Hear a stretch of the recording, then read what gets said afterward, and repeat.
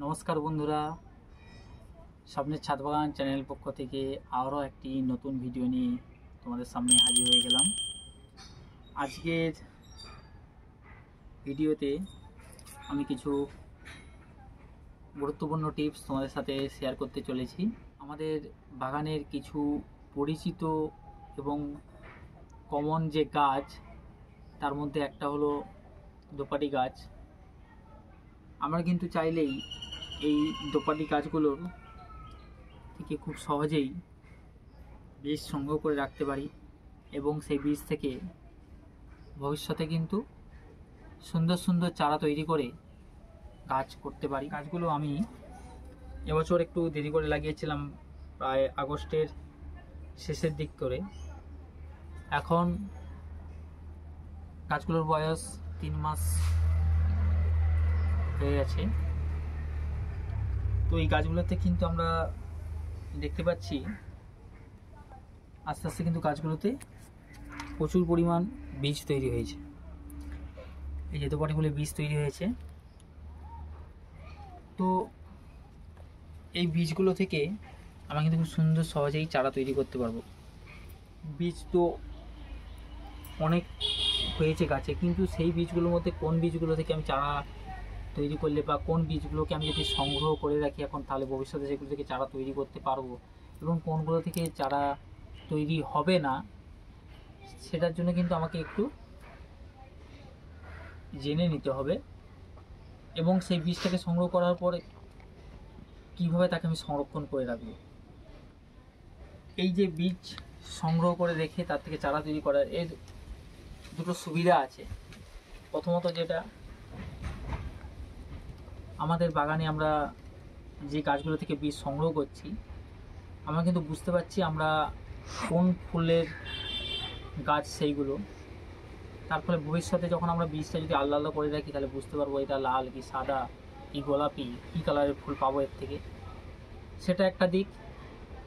এবং আরেকটা দিক যেটা হলো, আমি যদি নার্সারি থেকে বা বাজার থেকে যদি দোপাটি ফুলের যে গাছগুলো কিনতে যাই, তাহলে সেক্ষেত্রে আমার 2 টাকা বা 5 টাকা এরকম একটা প্রত্যেক চারা পিছু আমার পড়ে যায়। তো সেই জায়গায় যদি আমি এই বীজগুলো নিয়ে রাখতে পারি, তাহলে কিন্তু আমার সেই টাকাটাও কিন্তু বেঁচে যাবে।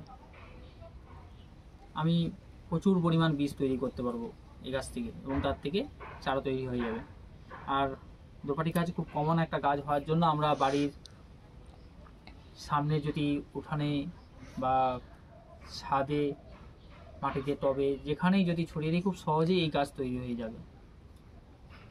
সেই জন্য প্রথমে আমি তোমাদেরকে দেখাবো কোন বীজগুলো আমি সংগ্রহ করব, যার থেকে ভবিষ্যতে আমি চারা তৈরি করতে পারবো। এই যেমন এখানে আমার দুটো কালার, এটা একটা গোলাপি আছে, এটা একটা এখানে সাদা আছে। তো আমি প্রথমেই একটা এরকম কৌটো নেব। এই কৌটোতে কি করব, এই বীজের জন্য দেখো এই যে বীজগুলো আছে, এই বীজগুলো কিন্তু এখনও কিন্তু কালারটা কি আছে, সবুজ, এবং সাইজটা একটু বড় হয়েছে। এই বীজগুলো যেমন একদম ছোট, এটা নতুন, বুঝতেই পারছি এগুলো থেকে কিছু সম্ভব নয়, কিন্তু এইগুলো সাইজটা বড় ওর থেকে, কিন্তু কি এখন সবুজ আছে। আবার এইটা এখনও কুঁড়ি থেকে ফুল থেকে বেরোচ্ছে আস্তে আস্তে। তো এই সব বীজগুলো থেকে যদি আমি করি, এগুলো থেকে কিন্তু চারা তৈরি হবে না। তাহলে আমাকে কিভাবে বীজগুলো দেখতে হবে, এই এখানে একটা গাছ দেখো, সাদা গাছ, এই বীজটা লক্ষ্য করে দেখো, পাশাপাশি খুব সুন্দরভাবে বুঝতে পারবে তোমরা। এই একটা বীজ, পাশাপাশি খুব সুন্দর দুটো বীজ আছে। এই বীজটার রং বিশেষত চিনতে গেলে প্রথম যেটা রং দেখে আমাকে চিনতে হবে। আমরা সবসময় জানি পাকা ফলের রং হলুদ এবং কাঁচা ফলের রং সবুজ। এইটার যে রং এখন সবুজ ভাবটা কাটেনি, কিন্তু সবুজ হয়ে আছে, এবং তলায় ফুলটা এখনও আছে। এটা কিন্তু তলা থেকে ফুলটা ছেড়ে গেছে, এটা একটা দিক। এবং দ্বিতীয় দিক কি না, এটা হচ্ছে পুরো হলুদ হয়ে গেছে। এবার আরেকটা বলি, তাহলে এই রকম বীজ আমাকে সংগ্রহ করতে হবে। এবং এই বীজগুলোকে যদি আমি দেখাবো কিভাবে, এই বীজগুলো যখন আমি এইভাবে তোলার পরে যে হাতে জাস্ট হালকা করে প্রেস করলেই দেখো কেমন ফেটে গেল, পুরো ফেটে কিন্তু বেরিয়ে যাবে। দিয়ে আমি এই যে ভেতরের যে বীজগুলো, এই যে এই যে প্রায় ব্রাউন কালারের খয়েরি কালারের যে বীজগুলোকে একে আমি খুব আস্তে আস্তে কিন্তু দিয়ে সংগ্রহ করে রাখবো। পাশে যে বীজটা আছে সবুজ বীজ, এটাকেও আমি তুলছি দেখানোর জন্য। এটাকে যদি আমি চাপ দিই সেইভাবে কিন্তু অতটা ফেটে বেরোচ্ছে না, এবং বেরোলেও এর ভিতরে বীজের কালারটা দেখো, এইটা কি সাদা হয়ে আছে। তাহলে দুটো বীজকে আমি যদি পাশাপাশি নিই তোমরা বুঝতে পারবে। দেখো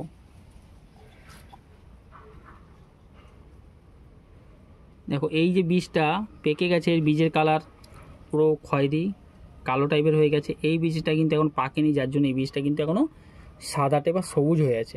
তাহলে এই জাতীয় বীজগুলো যদি আমি সংগ্রহ করে রাখি, এর থেকে কিন্তু কখনোই সেভাবে কিন্তু আমি চারা তৈরি করতে পারবো না, বা যদিও হয় উন্নত মানের ভালো মানের চারা তৈরি হবে না। তার জন্য আমি এই জাতীয় বীজ রাখবো না। আমাকে সবসময় লক্ষ্য রাখতে হবে এরকম পাকা যে বীজগুলো, যেটা দেখালাম হলুদ হয়ে গেছে, সেই জাতীয় বীজ সংগ্রহ করে রাখতে হবে। তাহলে আমি এরকম কিছু বীজ সংগ্রহ করে রেখে দিই। দেখতে পাচ্ছি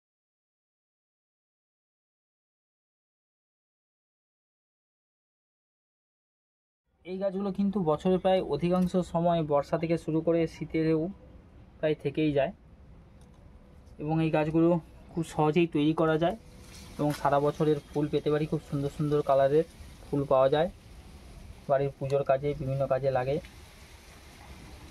এই গাঁদা, দোপাটি এই জাতীয় গাছ আমি মনে করি প্রত্যেক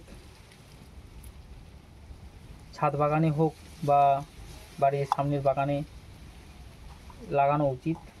তো এই বীজগুলো আমি সংগ্রহ করে নিয়েছি গাছগুলো থেকে। এবারে আমি এই বীজগুলোকে কিভাবে রাখবো যাতে গাছগুলো